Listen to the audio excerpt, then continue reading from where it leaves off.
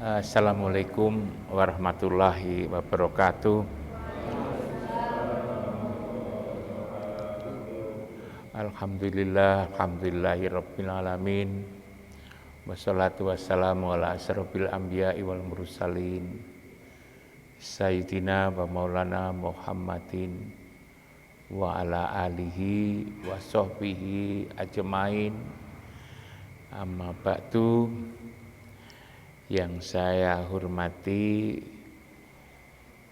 pengurus Senat Mahasiswa Dima Mahasiswa Fakultas Keguruan dan Ilmu Pendidikan UIN Malang, semua yang hadir, yang saya hormati, saya banggakan. Kita banyak bersyukur kepada Allah dengan anugerahnya kita dalam keadaan sehat.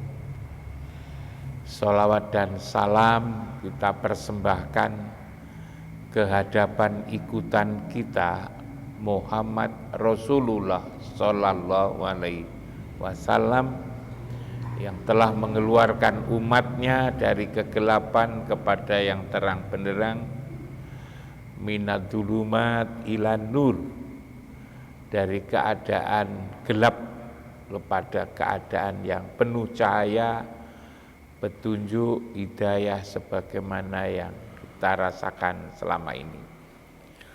Sungguh saya senang sekali pada malam hari ini pengurus Dima Fakultas Keguruan dan Ilmu Pendidikan datang ke rumah saya yang katanya ini adalah merupakan kegiatan rutin kuliah dengan cara berkunjung, dan saya termasuk yang dikunjungi, maka saya senang. Kebetulan kalau di rumah saya sebetulnya cukup, tapi karena katanya jumlahnya 50 ya, lalu saya sarankan di masjid saya. Toh ini sebetulnya juga masjid saya sendiri, sehingga tidak harus izin macam-macam itu. Saya senang ada kegiatan semacam ini, tidak lalu didatangi ke kampus, tapi mahasiswa datang ke orang-orang tua yang dianggap pernah menjadi guru di kampus itu, dan seterusnya. Terlambat tidak apa-apa, wong ini musim hujan ya, gerimis, maka saya juga tidak merasa terganggu. Apalagi saya kalau tidur itu tidak bisa sebelum jam 11, kadang-kadang jam setengah 12. Tapi jam 3 sudah bangun. Karena dengarkan adzan dari Pak Rafiq ini, harus sholat subuh di masjid ini. Karena itu senang-senang saja walaupun itu agak terlambat. Saya senang ya, Anda semua ini memilih studi agama, Fakultas Keguruan dan Ilmu Pendidikan, Tarbiyah ya, Fakultas Tarbiyah, Keguruan dan Ilmu Pendidikan. Saya kira ini pilihan yang tepat untuk sekarang ini. Tidak perlu kecil hati, apalagi lalu menyesal. Pilihan ini sudah tepat menurut saya. Apalagi zaman sekarang ini yang memang orang lagi membutuhkan. Jurusan yang Anda pilih itu adalah jurusan yang sedang dibutuhkan untuk masyarakat sekarang. Hanya memang harus mantep, jangan setengah-setengah. Apa saja yang setengah-setengah memang dihindari orang. Tidak laku. Kalau setengah-setengah itu memang tidak laku. Lebih baik tidak melakukan apa-apa. Kalau masih berupa beras, itu bisa dijual.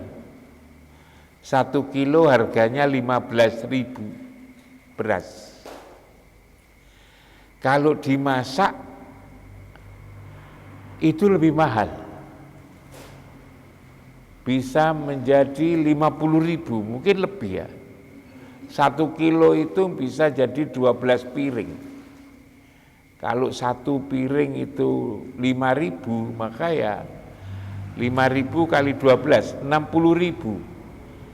Kalau masih beras 15.000, kalau sudah dimasak mateng jadi 60.000.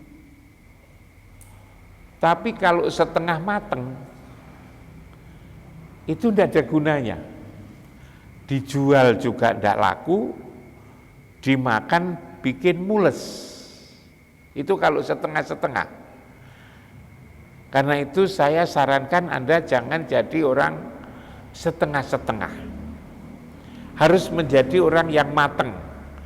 Nanti harganya mahal. Saya mengatakan bahwa pilihan Anda itu sudah tepat. Walaupun tidak berarti pilihan-pilihan yang lain itu merugi, tidak.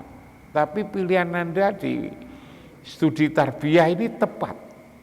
Bukan karena saya ngomong begini, bukan karena saya berhadapan dengan Anda, Dima, mahasiswa tarbiyah dan keguruan, bukan. Saya ngalami sendiri.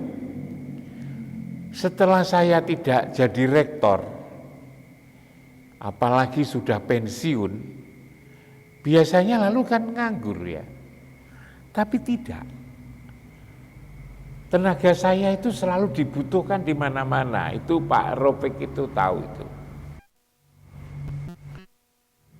Saya sebelum COVID itu diundang di berbagai kota di Indonesia. Mulai dari Aceh, Medan, Palembang, Padang, Jakarta, Bandung, sampai di Sorong. Untuk apa? Bicara tentang agama. Artinya laku gitu loh. Tidak saja di dalam negeri, tapi juga di luar negeri. Sebelum COVID tahun 2018 itu saya ke berbagai negara. Diundang ke Malaysia itu berkali-kali, 5-6 kali. Ke Singapura. Lalu saya pergi ke Belanda.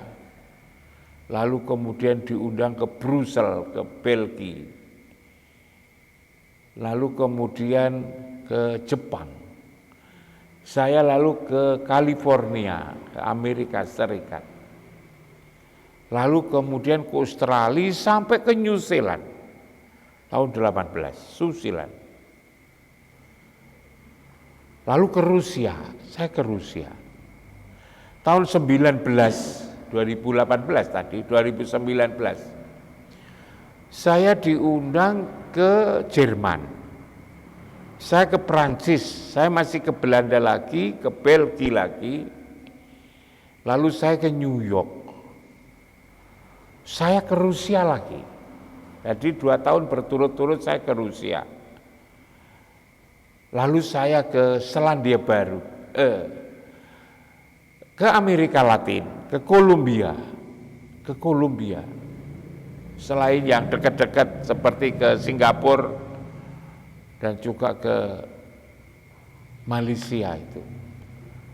2 tahun berturut-turut saya ke Rusia. Untuk apa? Kajian agama ini. Kajian agama, bukan cerita politik, bukan cerita ekonomi, bicara agama. Artinya orang butuh loh sekarang ini. Tapi lalu yang dibutuhkan itu yang mateng. Kalau beras itu yang mateng. Tidak lalu setengah mateng. Kalau setengah mateng memang bikin perut mules. Seperti beras itu kalau setengah matang kan bikin perut mules. Sayang ini ada COVID. Kalau tidak ada COVID, saya tahun 2020 sampai 2021 ini jadwal saya itu di Toronto, di Vancouver, di Ottawa, lalu di Roma, lalu ke mana? Filipina, ke India, lalu ke Inggris, lalu Maroko, lalu ke Sudan. Ya. Tapi ini batal karena ada COVID. Ya. Ini lagi nyusun lagi itu akan pergi ke Amerika lagi. Kalau COVID itu reda, semua undangan itu adalah untuk kajian-kajian Islam, bidang sampean itu. Jadi laku sebetulnya, apalagi lalu kemudian ke depan. Mengapa sekarang ini agama menjadi laku ya? Orang kepingin mendapatkan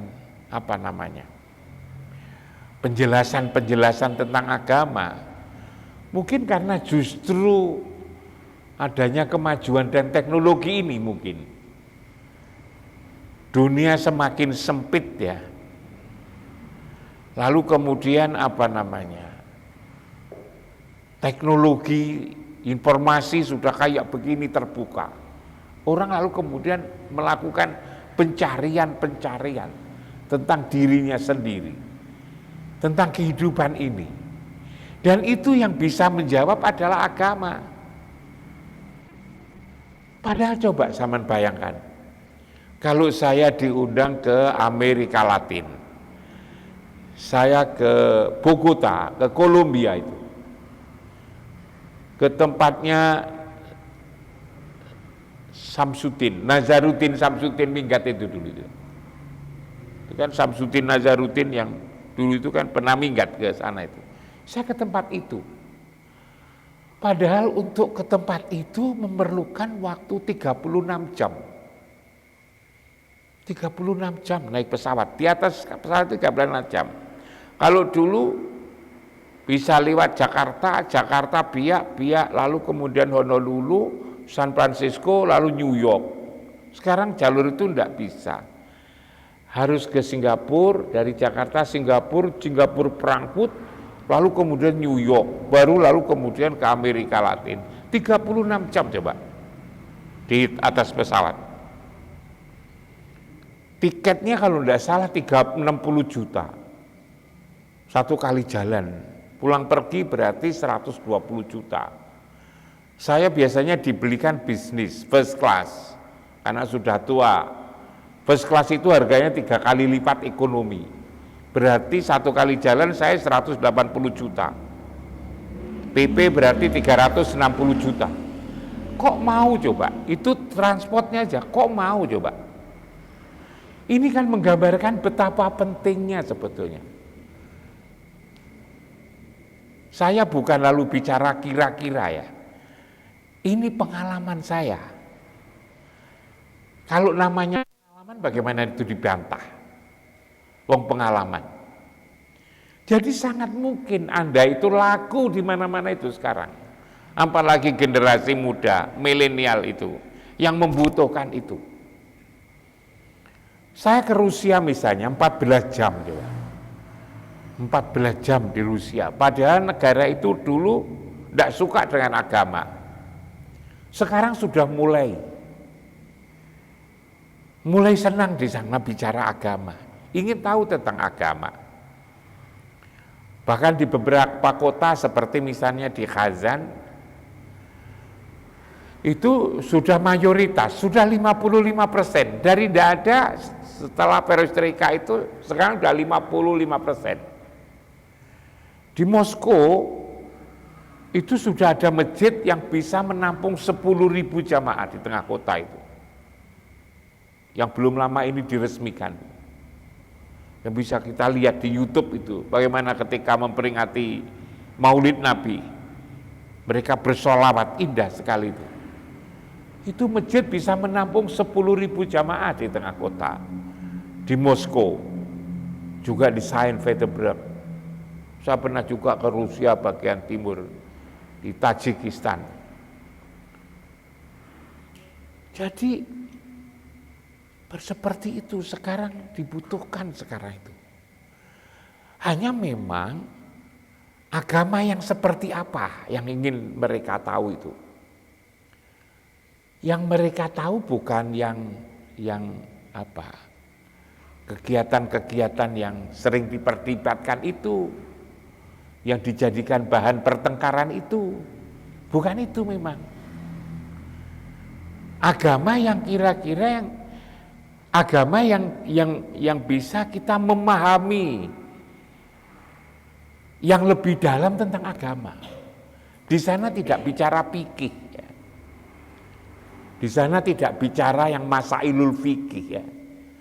Yang bicara tentang kegiatan-kegiatan ritual itu, tapi bicara tentang mengapa dan mengapa.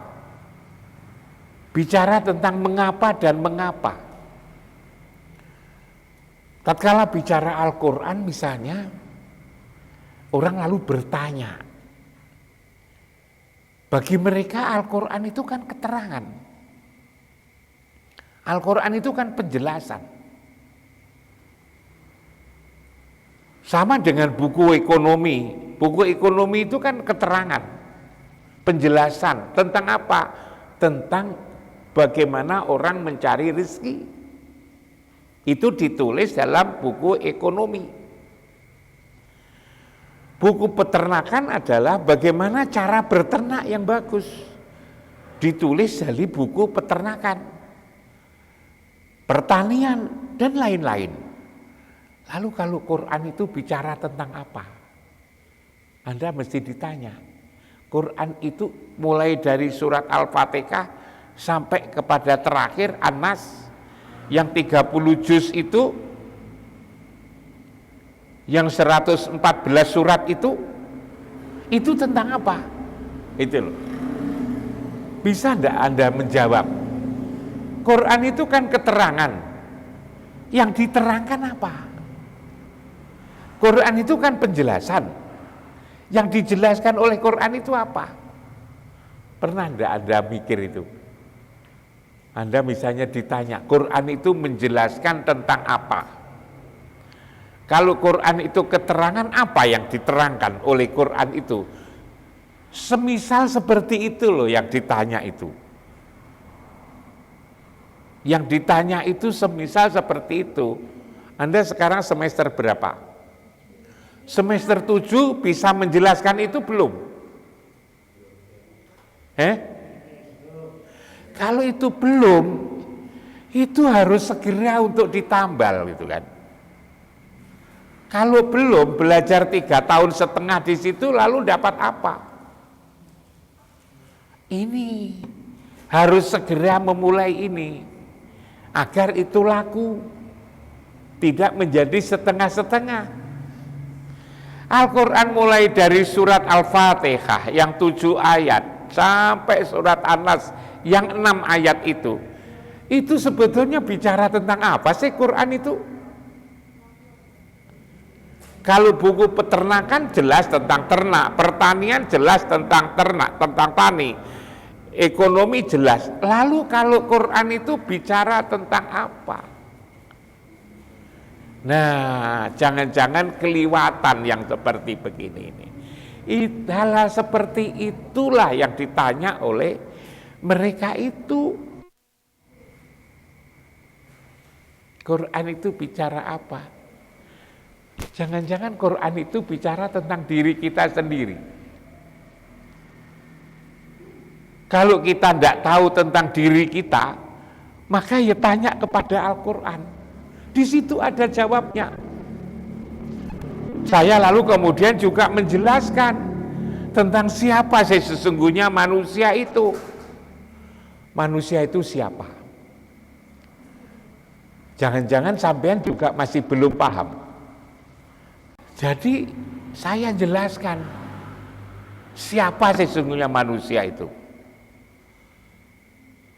Ternyata manusia itu juga banyak loh orang tidak paham. Dulu ketika zamannya Presiden Soekarno itu, Anda belum lahir, Bapak Anda saja mungkin juga belum lahir. Itu Soekarno itu membuat 3 poros kota, Jakarta, Peking, Moskow. Nah, waktu itu tokoh-tokoh Islam juga tidak begitu setuju, tetapi presiden ini punya wawasan yang begitu luas, yang besar jangkauannya itu. Membuat 3 poros kota, Jakarta, Peking, Moskow. Padahal Peking dan Moskow itu kan komunis. Nah, tapi karena Soekarno itu punya semangat yang begitu tinggi, tentang banyak orang tetap dilaksanakan. Diundanglah Soekarno ke Rusia waktu itu. Kalau tidak salah presidennya bernama Khrushchev di sana. Ketika Soekarno datang disambut dengan meriah, lalu kemudian diajak untuk melihat proyek-proyek pembangunan di Rusia. Padahal Rusia itu jauh lebih luas daripada Indonesia ini. Setelah selesai kunjungan ke berbagai kampus, ke pusat-pusat riset dan teknologi, lalu diadakan jamuan makan ketika itu. Ketika jamuan makan itu, Soekarno ditanya oleh Khrushchev, presiden Rusia waktu itu. Tuan, setelah Anda saya undang ke sini, saya ajak untuk lihat ke berbagai macam proyek pengembangan di Rusia ini, apa kesan Tuan terhadap Rusia, Soviet ini? Soekarno ketika itu diam. Lalu pertanyaan itu diulangi lagi. Apa jawab Soekarno? Aku tidak punya kesan apa-apa. Betapa jengkelnya ketika itu Presiden Rusia. Wong sudah diundang, sudah ditunjukkan kemana-mana. Kok lalu kemudian ditanya tidak punya kesan apa-apa? Lalu Presiden Khrushchev nanya, apa sebetulnya yang ada di balik kepala Anda ini? Mungkin agak marah. Lalu Soekarno mengatakan, betul. Anda punya proyek-proyek pengembangan di negara Anda luar biasa. Tapi sejak saya datang sampai hari ini, ada sesuatu yang amat penting yang Anda tidak tahu. Apa itu? Anda tidak mengerti Anda ini siapa. Anda ini dengan sedang di mana.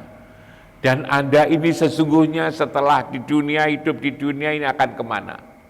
Anda tidak tahu. Padahal itu justru yang penting buat Anda sendiri.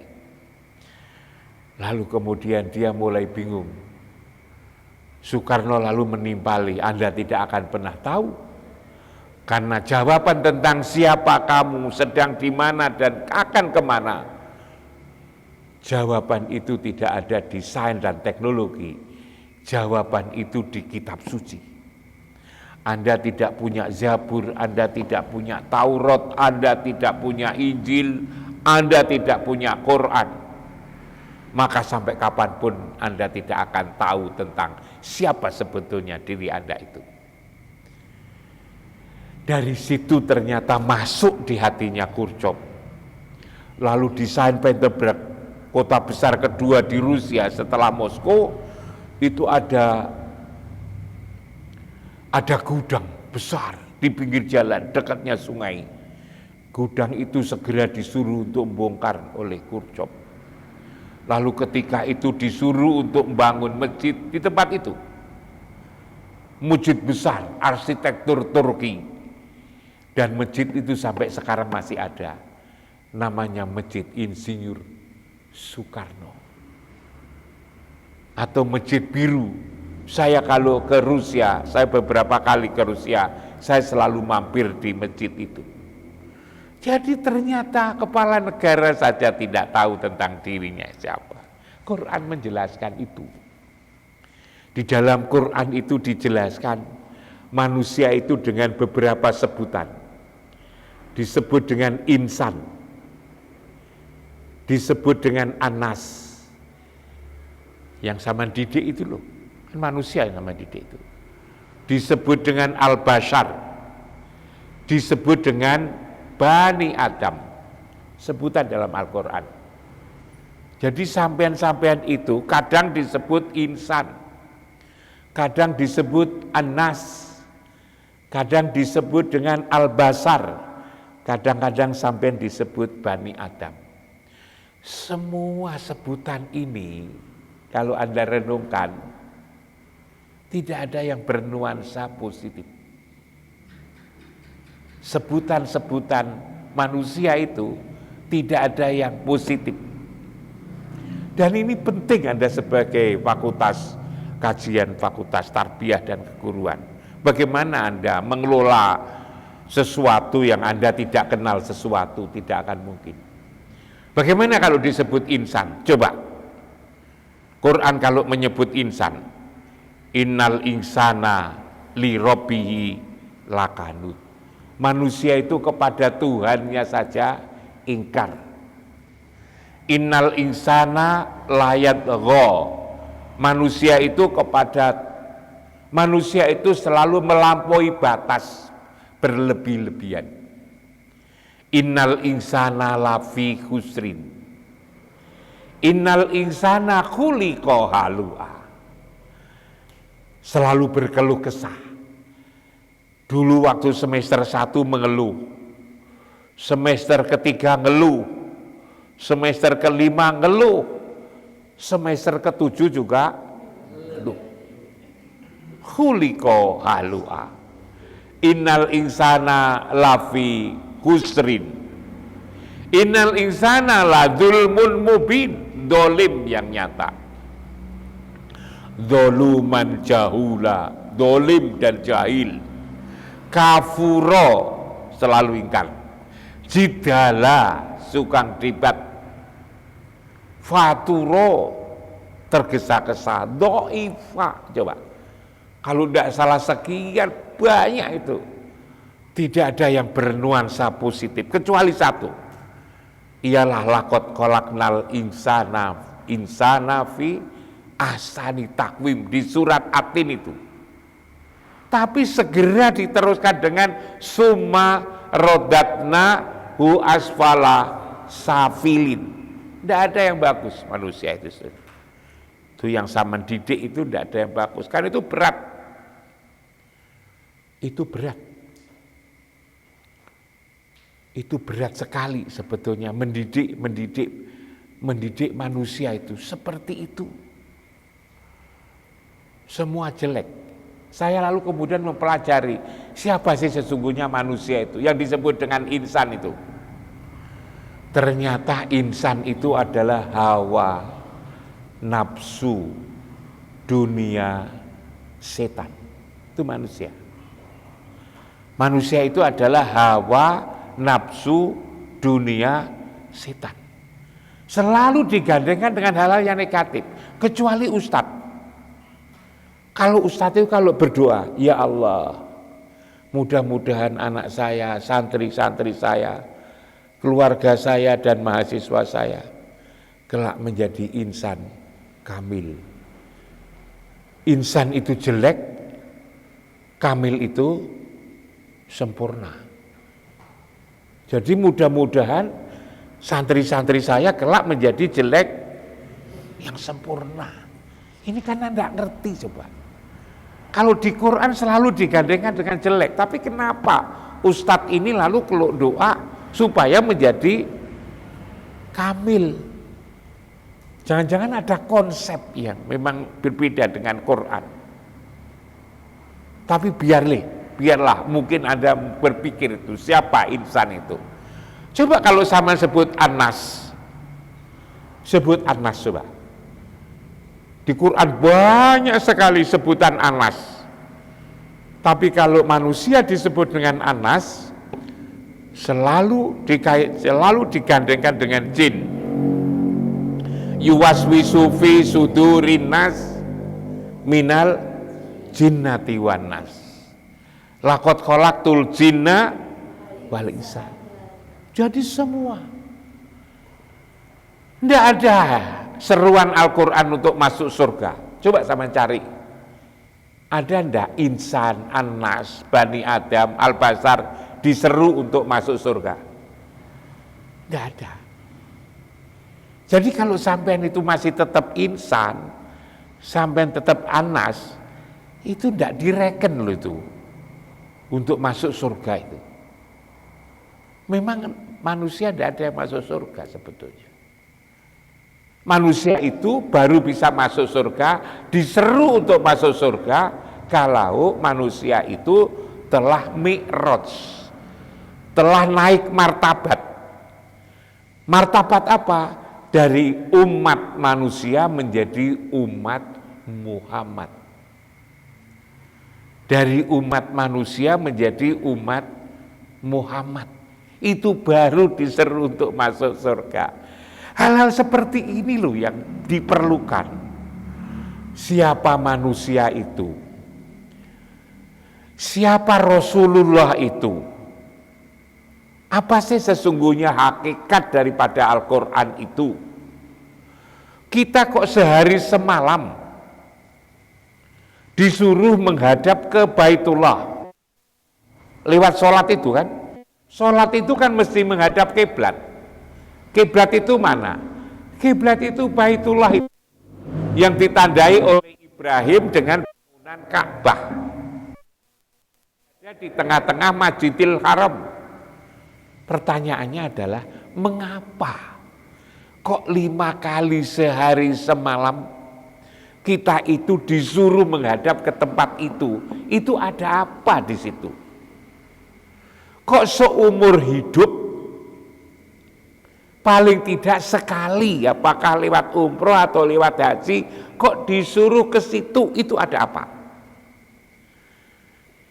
Sampai harus bisa menjelaskan yang kayak begitu itu. Kalau sampai tidak bisa jelaskan, nanti orang juga tidak mau lagi. Yang begini-begini ini loh maksud saya tunjukkan contoh-contoh yang diperlukan. Siapa sih sesungguhnya Muhammad itu? Seringkali orang mengatakan Muhammad itu adalah manusia biasa. Apa betul Muhammad itu manusia biasa? Kalau itu manusia biasa, kalau kita syahadat kok mesti harus 2? Asyhadu an la ilaha illallah wa asyhadu anna Muhammadar Rasulullah. Kok disebut bahwa manakala engkau berjanji kepada kamu ya Muhammad, sebetulnya kamu berjanji kepada Allah. Innal ladzina yubayyi'unaka innama yubayyi'unallah. Innal ladzina yubayyi'unaka innal maladzi yubayyi'unallah. Tatkala kamu berjanji kepada engkau ya Muhammad, sebetulnya berjanji kepada Allah. Kul in kuntum tuhibbunallah fattabi'uni. Mana kalau kamu ingin disayang oleh Allah, ikuti saya, coba. Ikuti saya, ikuti Muhammad, coba. Mayuti'ir rasul faqad atau Allah. Siapa yang taat kepada Rasul sama artinya taat kepada Allah. Kemarin Pak Robek saya suruh untuk membaca surat An-Nisa ayat 150 itu. Surat An-Nisa 150. Yang di situ manakala kau memisah-misahkan antara Allah dan Rasulnya, taat kepada iman kepada satu dan ingkar kepada satunya lagi, ingin mengambil jalan tengah, maka apa di situ 151 dikatakan ulaika humul kafirunal haqqo. Coba mayuti illa wa rasulahu yudkhilhu jannah. Siapa yang taat pada Allah dan Rasulnya, dia masuk surga. Coba. Karena itu Muhammad harus dikenal. Selama ini gimana Anda bisa menjelaskan tentang diri Anda sendiri? menjelaskan Muhammad, menjelaskan diri yang Anda betul-betul diri itu siapa sebetulnya Anda itu? Apakah Anda ini yang kelihatan ini? Yang kelihatan ini sebetulnya kan hanya tubuhnya. Makanya kalau saya tanya, itu kaki siapa? Kan Anda menjawab kaki saya kan? Tangan saya, telinga mata saya, kepala saya, otak saya, tubuh saya. Lalu saya itu yang mana coba? Ini Anda bisa menjelaskan. Tubuh ini adalah jasmani. Di Quran dijelaskan, ya ayyuhan nas, inna khalaqnakum min dzakarin wa unsa wa ja'alnakum syu'uba wa qabaila lita'arafu. Ini kan menjelaskan tentang tubuh.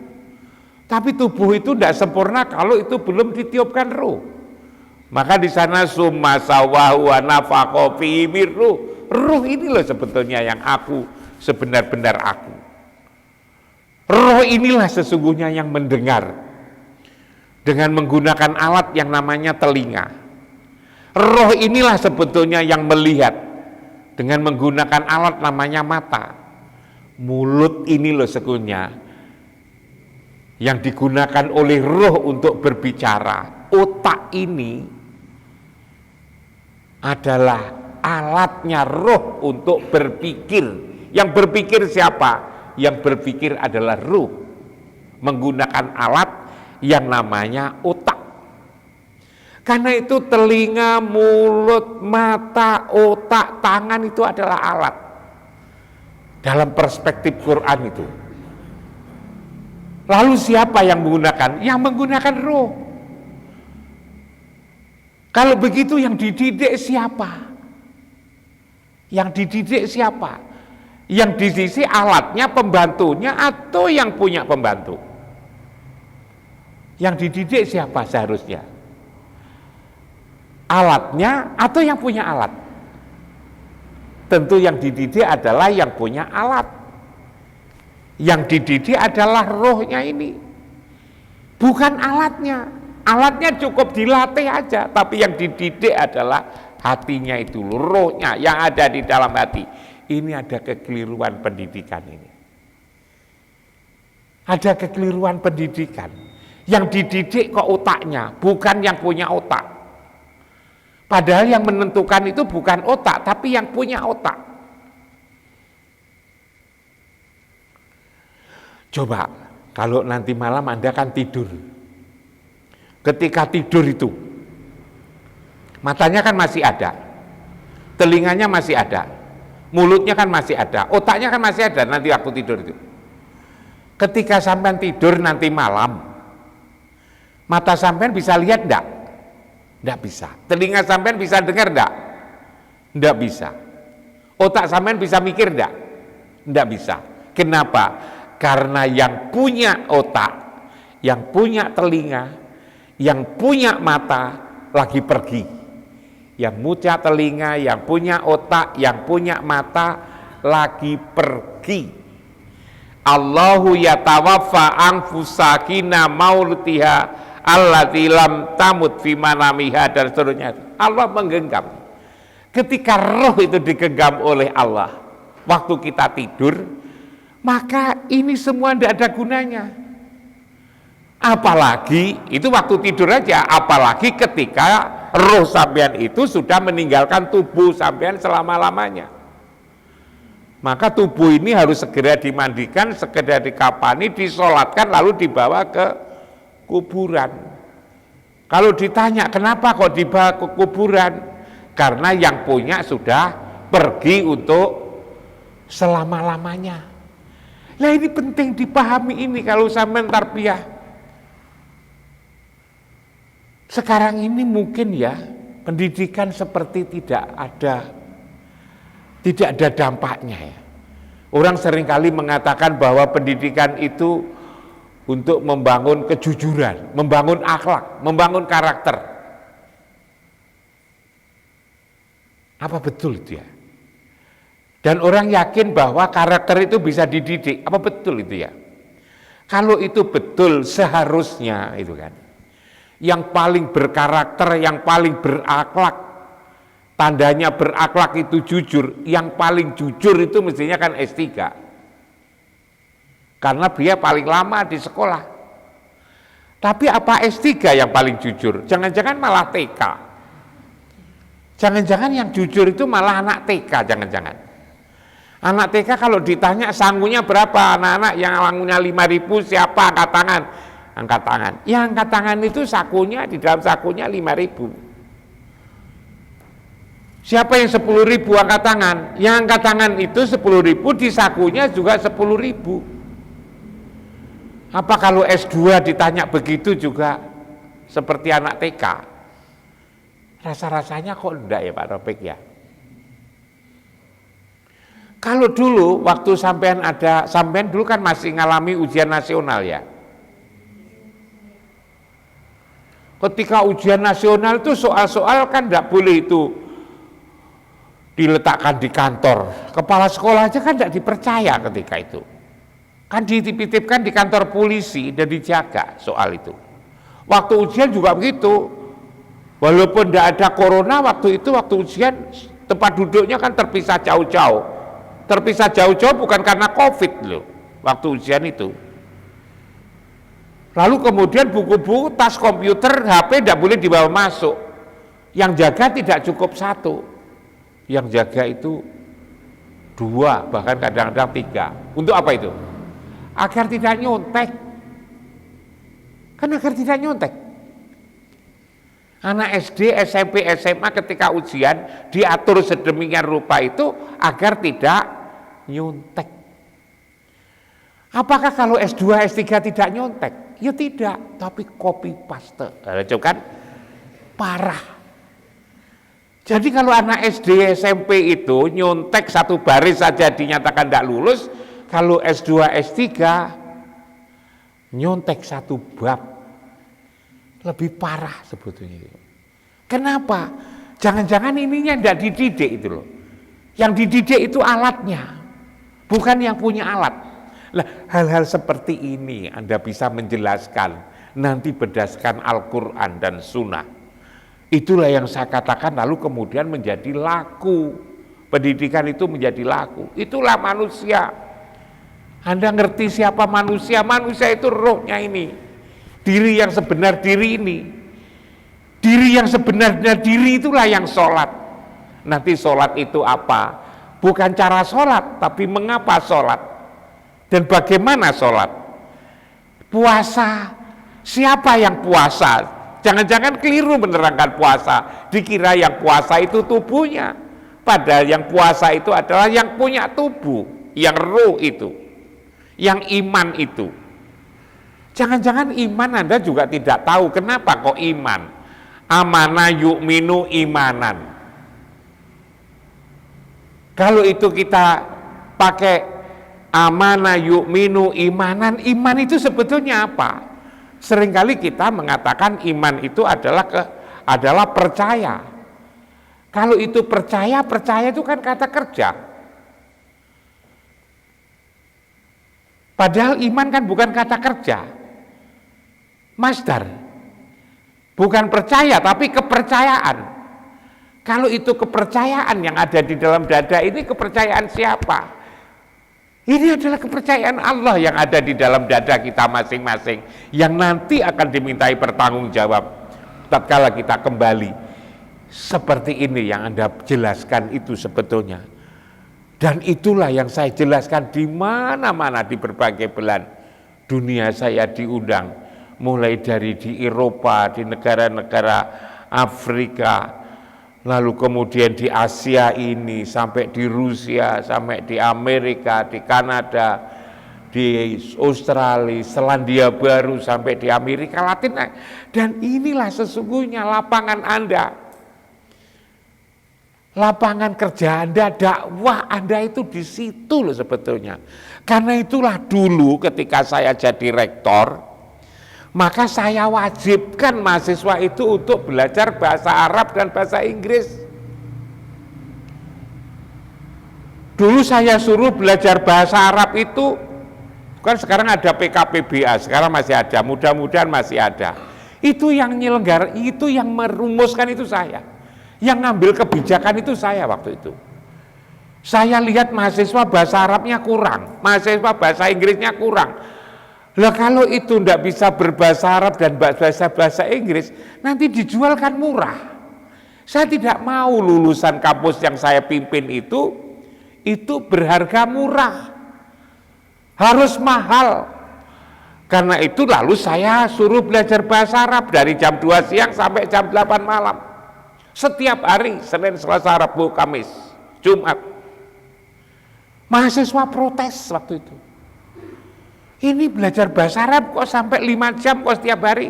Ini berapa SKS Pak Rektor? Ketika itu saya rektor. Saya jawab, kamu salah paham tentang saya. Kamu ngira bahwa saya itu ngerti SKS, ngerti semester.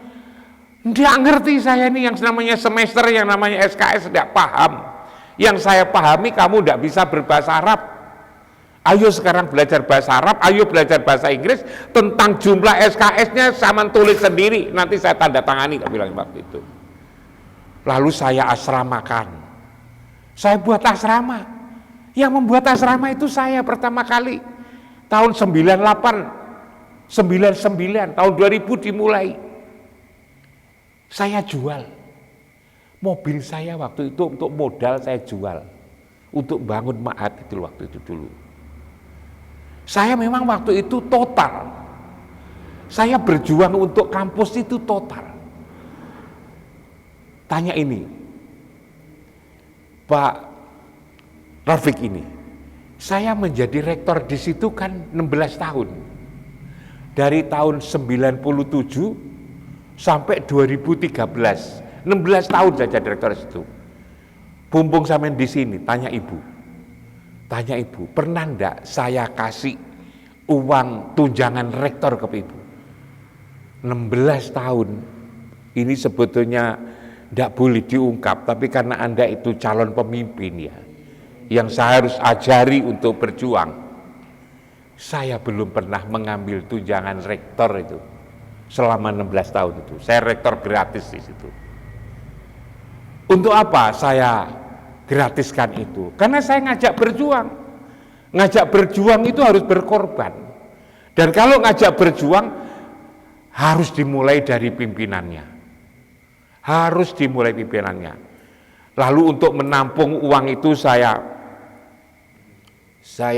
buat ZIS, zakat infak sedekah kampus. Saya transfer ke situ. Karena saya potong 100%, dosen-dosen itu lalu kemudian juga saya potong 2,5% karyawan itu. Akhirnya lalu ZIS punya uang. Tatkala punya uang lalu kemudian uangnya bisa dipakai membantu mahasiswa yang kekurangan. Mahasiswa waktu itu saya juga sangat mengharukan sekali waktu itu mahasiswa. Karena tahu saya tidak mendapatkan apa-apa dari jadi rektor, dosen-dosen juga begitu.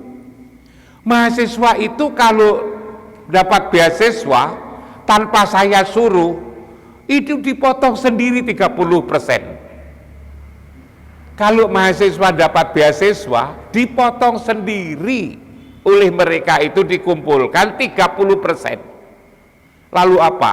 Di kampus itu kan ada radio itu. Ada itu kan, stasiun radio itu kan. Lalu ke simfoni, kemudian lalu ada itu band, ada seni religius, ada alat. Apa itu saya belikan waktu? Enggak. Itu dibeli oleh mahasiswa sendiri dari urunan. Dari potongan bayar SPP itu apa sumbangan apa beasiswa itu. Coba kayak gitu dulu itu. Ada gerakan belajar bahasa Arab, belajar bahasa Inggris, ada gerakan untuk memberi. Lalu kemudian menjadi institusinya menjadi universitas.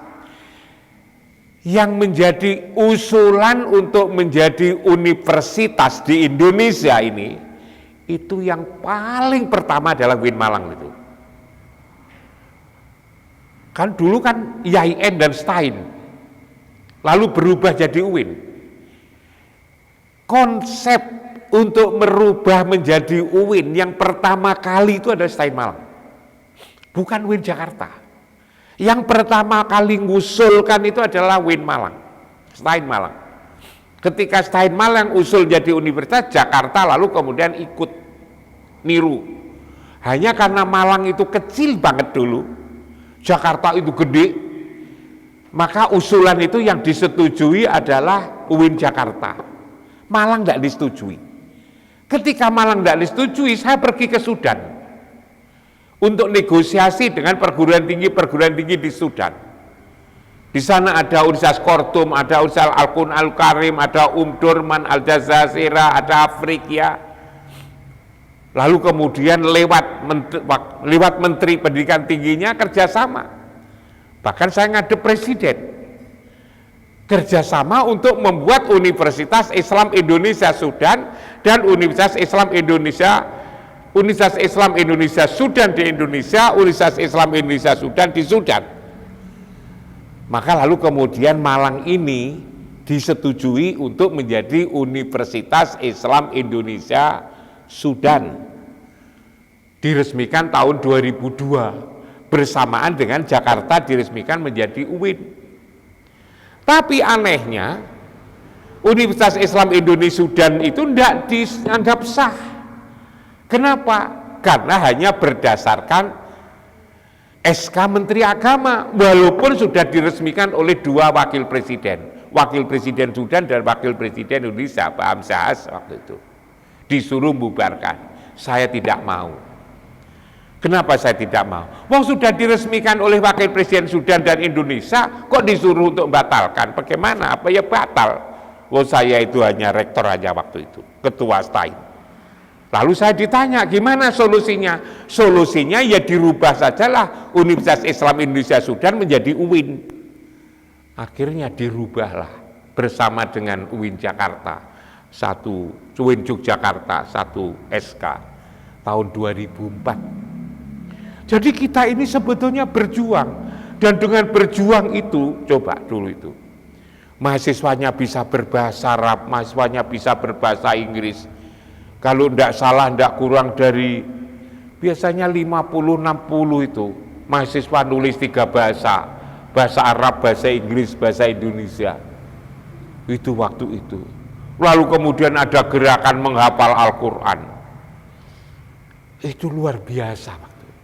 Saya tidak tahu setelah saya tidak jadi rektor itu, saya tidak jadi rektor itu kan sejak tahun 13.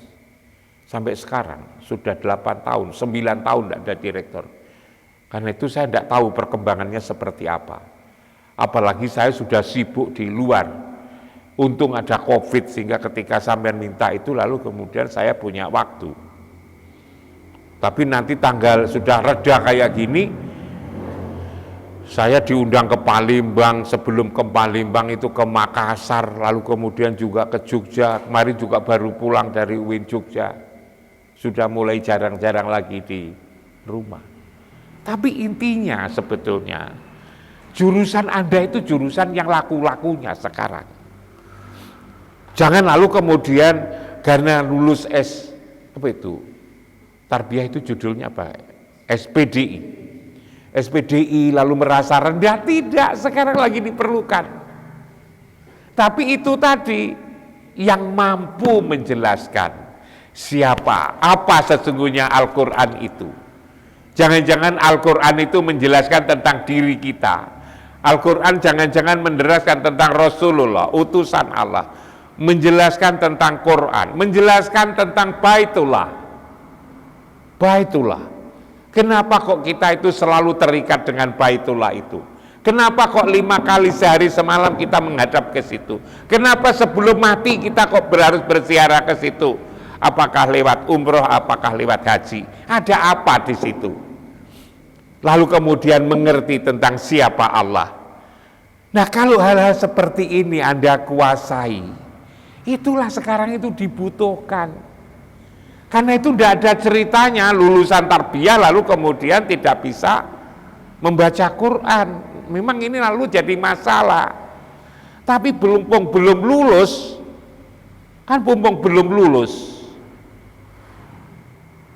yang masih kekurangan itu segera ditambal. Dan itu harus digerakkan. Yang gerakkan siapa? Yang paling enak itu yang menggerakkan itu adalah pengurus mahasiswa itu loh. Kalau yang menggerakkan rektor itu susah. Anak milenial itu biasanya melawan. Gitu kan? Digerakkan oleh dekan juga susah. Karena tidak mau diurus oleh orang. Tapi digerakkan oleh kawannya sendiri. Pengurus gini ini menjadi penting sekali. Dulu awal-awal membuat ma'had, mulai menggunakan ma'had itu kan 2000 dulu. Itu saya susah kok. Mahasiswa ini kok susah banget itu diatur itu. Kalau itu dosen-dosen muda yang saya suruh ngurus di situ, malah ditengkari oleh mahasiswa itu. Dan dosennya mesti kalah, karena jumlahnya jauh lebih sedikit. Dosen-dosen muda itu kalau disorak-sorai oleh mahasiswa itu sudah kebingungan itu, lari. Maka lalu kemudian ketemulah formatnya.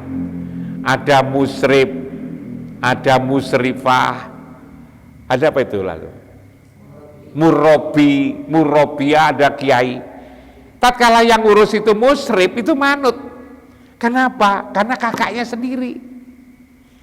Begitu juga kepengurusan mahasiswa ini. Kalau yang ngurus Anda pasti itu mau. Karena Anda kakaknya. Tapi kalau yang ngurus itu dosen-dosen muda, udah tidak mau seperti musuhnya itu. Walaupun itu juga tidak boleh sebetulnya itu. Tidak boleh. Diremehkan kadang-kadang, diremehkan. Karena belum tahu kehebatannya kan. Dosen-dosen muda kan belum tahu kehebatannya. Masih seperti sama kok ngurus kan begitu. Nah ini loh sebetulnya itu. Anda menjadi sangat penting, Anda bisa mengembangkan karir seperti ini, apalagi sekarang terbuka untuk S2, untuk S3. Kalau dulu kan tidak punya uang kalau dulu. Sekarang ada beasiswa. Kalau Anda punya kelebihan bahasa Inggris, bahasa Arab itu kan banyak sekali itu tawaran-tawaran untuk beasiswa itu. Mau zaman saya saja di tengah-tengah tidak ada, saya bisa menembus kayak begitu. Nah terakhir, selain saya ngomongkan penting itu, kunci sukses itu apa?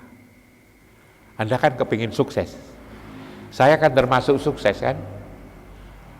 Wong saya sudah pernah jadi dosen sekian lama, saya menjadi guru besar, profesor, saya pernah menjadi rektor. Setelah tidak jadi rektor, saya juga masih digunakan. Umur saya sudah 71 tahun. Saya sudah 71 tahun, masih kemana-mana saya. Pengalaman panjang. Saya pernah menjadi wakil dekan, menjadi wakil rektor 1. Menjadi wakil rektor 1 di Universitas Muhammadiyah itu saya 13 tahun. Yang mendesain kampus, yang beli tanah kampus 3, yang sebelah situ itu, yang gede itu saya.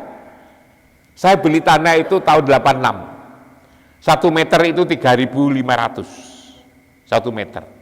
3.500. Waktu itu ada devaluasi.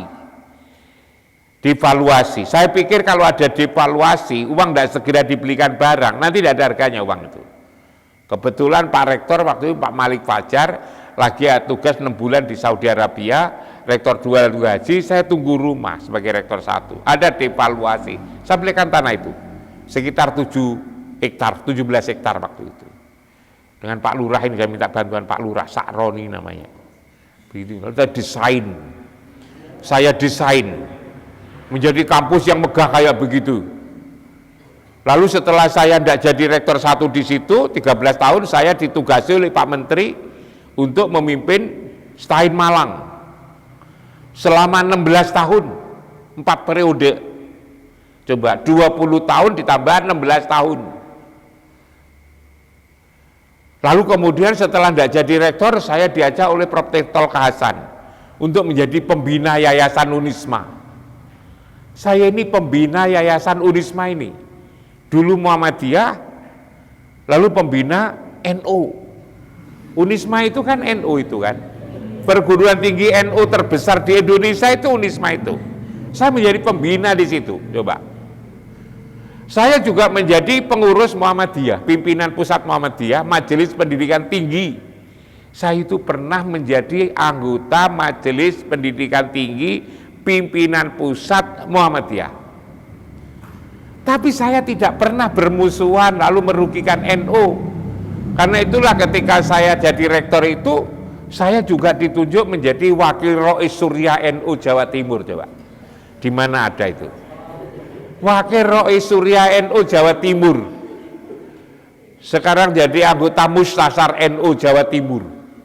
Coba. Saya juga menjadi ketua Yayasan Pesantren Tebu Ireng Jombang. Sekarang ini diajak oleh Gus Solah menjadi ketua Yayasan Pesantren Tebu Ireng Jombang. Nah, itu saya sampai sekarang ini. Sudah berapa tahun lama itu? Sudah lama sekali itu. Jadi ketua yayasan. Kalau sudah menjadi ketua Yayasan Tebu Ireng Jombang kurang NU apa coba? Kurang apa coba? Wong disitulah lahirnya NU. Dan itu ada dokumennya. Itu ada dokumennya. Nah, itu. Dikritik orang, Pak Imam kok lalu kemudian dikasih nama kiai. Wong dulu tidak pernah mondok, saya memang tidak pernah mondok. Tapi sebetulnya itu yang memberi saya itu adalah Gus Solah, Solahuddin Waqid. Kenapa? Karena sebagai ketua yayasan yang menandatangani SK-SK macam-macam itu di pesantren, lalu tidak kiai kan tidak pas.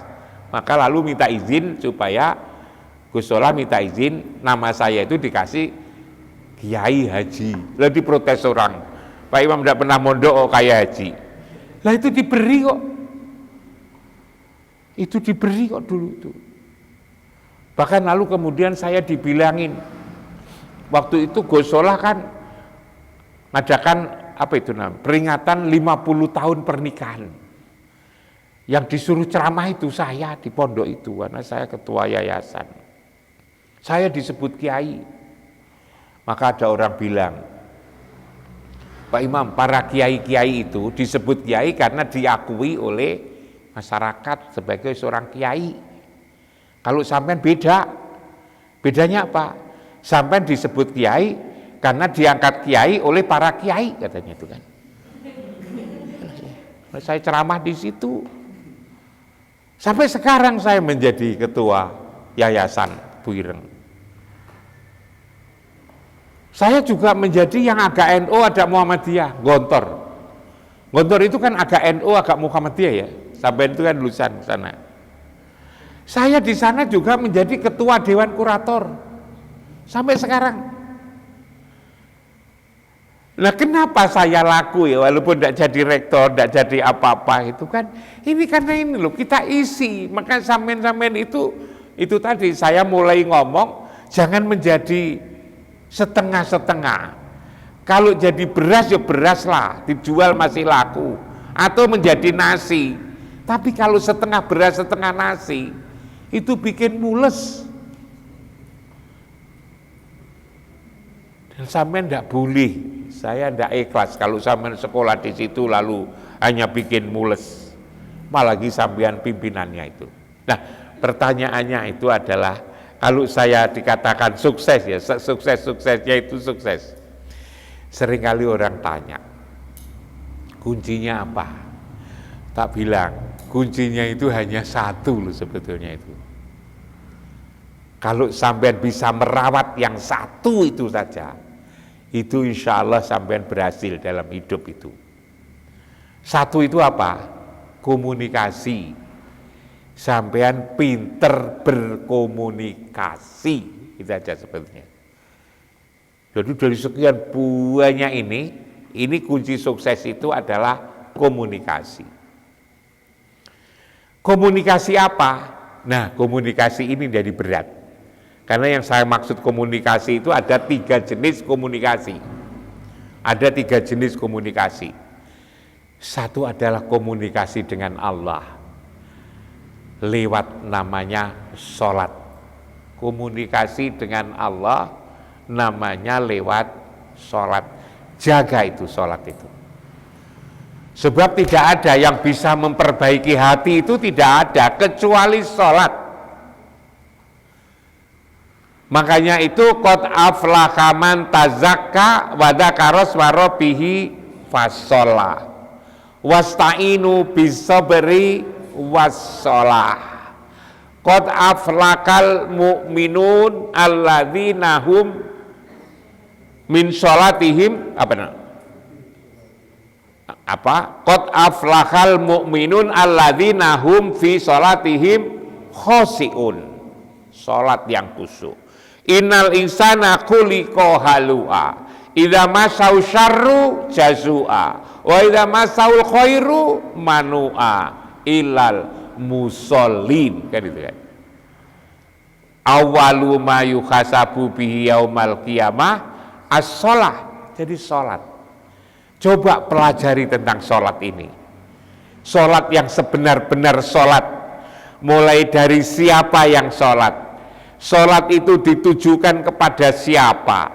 Yang dipersembahkan dalam salat itu apa? Kapan kita salat? Di mana kita ini salat? Seringkali di mana kita salat kita juga tidak paham. Dikatakan semua tempat sama, tidak. Untuk salat itu ada tempat tertentu. Seringkali kita debat, tapi cobalah lihat haji itu. Haji itu apa? Wong haji itu wukuf. Wukuf itu apa? Wukuf itu hanya berhenti, duduk, doa. Tapi berhenti duduk doanya itu harus di Arafah. Kan tidak boleh di Noyo sini. Lalu sa'i itu apa? Sa'i itu kan jalan kaki. Sa'i itu jalan kaki. Tapi jalan kaki itu harus Safa dan Marwah. Kalau jalan kaki di situ ke sana, balik lagi situ, lalu tanya ada apa ini mahasiswa kok ngundar mandir? Sa'i kok di sini. Balang jumroh itu kan hanya kerikil lalu dilemparkan tembok. Tapi melemparkannya itu tidak boleh di mana-mana, ngelemparnya itu harus di Mina. Itu pun ula, wusko dan akobah. Nah itu haji. Lah kalau sholat di mana? Itu ada ilmunya. Sholat itu sesungguhnya menyembah. Sebenar-benar yang disembah itu siapa sebetulnya? Itu harus diketahui sebetulnya. Sholat, komunikasi dengan Allah. Lalu yang kedua adalah komunikasi dengan Rasulullah. Komunikasi dengan Allah namanya sholat, komunikasi dengan Rasulullah namanya sholawat. Innallaha wa malaikatahu yusholluna ala nabi ya ayyuhalladzina amanu shollu alaihi wasallimu taslima, sholawat. Yang ketiga adalah komunikasi sesama. Komunikasi sesama namanya silaturahmi atau disebut silaturahim. Bisa ke samping, ke bawah, dan ke atas. Dulu saya mahasiswa seperti sampean ini, semester 5, semester 7, mungkin untuk evaluasi saja, sampean itu apa masih ketinggalan atau lebih. Saya itu sudah kenal dengan Rektor Brawijaya. Saya sudah kenal namanya Pak Rektor IKIP, dulu IKIP. Saya kenal Rektor IAIN Pak Marsikan Fatawi yang ada di Surabaya. Saya begitu belum lulus, saya sudah kenal tokoh-tokoh ilmuwan, Profesor Selo Sumarjan, Profesor Kuncoro Ningrat. Saya kenal sama Pak Muladi, saya kenal dengan Profesor Matulada, saya kenal sama si Pak Taufik Abdullah, saya kenal sama Pak Mohtar Bukhari yang di Jakarta itu. Saya kenal Dawam Raharjo, saya kenal Pak Nurkolis Majid, saya kenal Gus Dur. Coba. Saya ini tukang ketiknya Gus Dur. Gus Dur itu pernah jadi dosen di sini, di kampus kita ini. Dan ketika menjadi dosen itu, saya mahasiswanya waktu itu. Gus Dur itu suka nulis, suka lakukan kegiatan-kegiatan di STFT itu. Romo Jansen itu di situ itu. Lalu kemudian kalau membuat laporan-laporannya itu saya yang disuruh ngetik gitu. Jadi saya ini tukang ketiknya Gus Dur sebetulnya itu. Lah, saya bukan lalu kemudian ngomongkan itu. Saya waktu mahasiswa itu sudah komunikasi kayak gitu loh. Lah sampean sudah kenal siapa sekarang? Nah, kalau belum, harus segera disaur utangnya itu. Kalau nanti ingin menjadi seperti saya ini.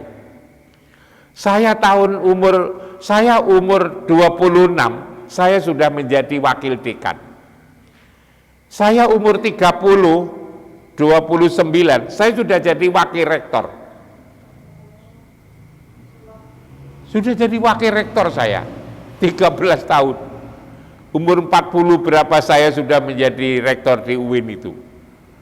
Sekarang 70 tahun. Jadi memang bisa dipercepat. Nah, kalau seperti itu, apalagi zaman modern seperti sekarang, Anda sebetulnya punya peluang yang sangat luas. Karena itu sehari-hari yang Anda pikirkan adalah prestasi-prestasi untuk menjadi yang terbaik gitu loh. Untuk menjadi yang terbaik. Dan saya yakin, seyakin-yakinnya bisa. Anda dari sisi fasilitas sudah jauh lebih baik daripada saya. Saya ini orang kampung, saya orang Trenggalek sana. Namanya Trenggalek bukan kotanya, masih 36 kilo dari kota itu. Saya harus jalan kaki dulu itu.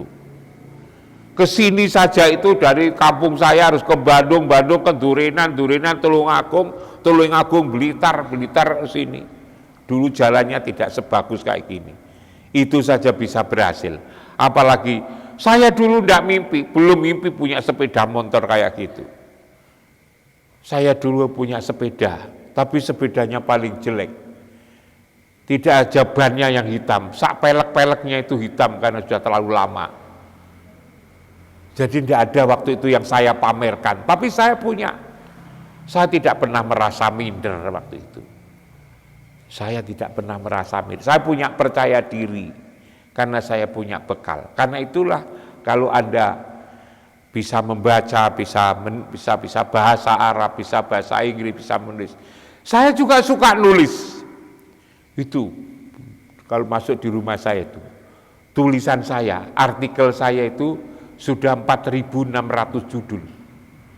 Artikel saya itu 4.600 judul. Sampean punya artikel berapa judul? 4.600 judul.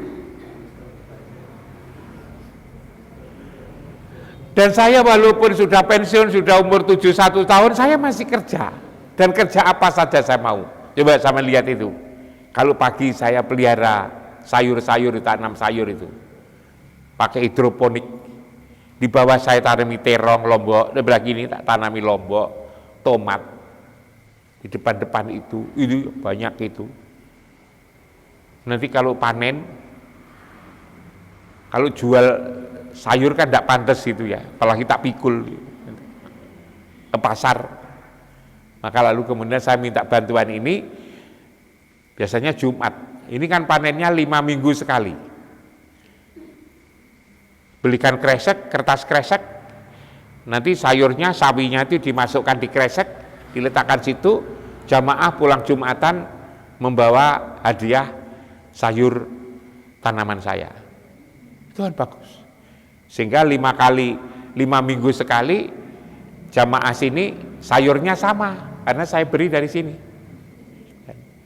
Nah ini kan pendidikan, coba sampean nanti bisa yang kecil-kecil kayak gitu. Masjid-masjid sampean buat kayak gitu. Nanti kalau panen lalu kemudian dibagi-bagi. Ini juga tak tanami terong, itu tak tanami mangga itu. Mangga itu buahnya gede-gede. Nanti kalau sudah panen, nanti saya suruh bagi itu, Pak Ropik itu, tetangga-tetangga. Satu-satu saya cukup, sebab satu itu gede sudah. Itu 1 kilo 3 on kan. Satu itu sudah untuk seluruh keluarga, kalau keluarganya hanya 4 atau 3 atau 5 aja cukup itu kan. Seperti itu. Sehingga lalu kemudian ini menjadi pendidikan. Pendidikan untuk sholat, pendidikan untuk sosial. Saya meyakinkan masyarakat kanan kiri bahwa kita ini asalkan mau gerak, mau obah itu bisa kayak itu. Tak perlukan pot-pot. Tadi saya sudah ngomong sama Pak Ropik. Nanti kita kasih buah-buah hasil-hasilnya kita berikan. Nanti kalau ini biar niru, kalau tidak niru nanti tetangga-tetangga kita belikan pot-pot, kasih bagi 5-5-5. Nanti setelah itu kasih benih, dikasih pupuk, suruh ngurus, sehingga lalu 2 RT itu panen bareng, kan begitu. Kalau diorganisir bisa dipakai untuk dijual, kan begitu. Ini cara mendidik masyarakat, dan saya tidak pernah berhenti seperti itu. Saya kira itu sudah banyak yang saya sampaikan. Yang tadi intinya adalah saya ingin generasi muda itu lebih gesit daripada saya. Yang kedua, Anda beruntung bahwa Anda memilih jurusan yang pas yang diperlukan sekarang ini. Yang ketiga, bahwa Anda jangan menjadi yang setengah-setengah, tapi menjadi yang matang betul. Untuk matang ini, lalu kemudian apa modalnya? Modal kemampuan berbahasa, kemampuan menulis, keberanian, percaya diri. Lalu kemudian saya ilustrasikan di berbagai belahan dunia yang saya datangin. 2, 3, 4 tahun terakhir ini luar biasa membutuhkan. Luar biasa membutuhkan. Lalu kemudian yang terakhir tadi saya bilang bahwa kunci kita ini ada 3 itu tadi. Spiritualitas, komunikasi dengan Allah namanya sholat, komunikasi dengan Rasul namanya sholawat, komunikasi sesama yang itu saya jelaskan, baik ke samping, ke kanan, kiri, ke atas maupun ke bawah. Dan kalau itu Anda lakukan, insya Allah Anda menjadi orang penting dalam kehidupan ini. Anda menjadi orang penting dalam kehidupan ini. Kalau apa yang saya sampaikan ini Anda jalani. Saya kira itu, dan barangkali ada 1-2 yang bertanya, silakan. Sudah? Nah, saya kira itu. Makasih. Mudah-mudahan kamu sekalian menjadi orang yang sukses, orang yang berhasil. Ayo saya doain bersama. Al-Fatihah.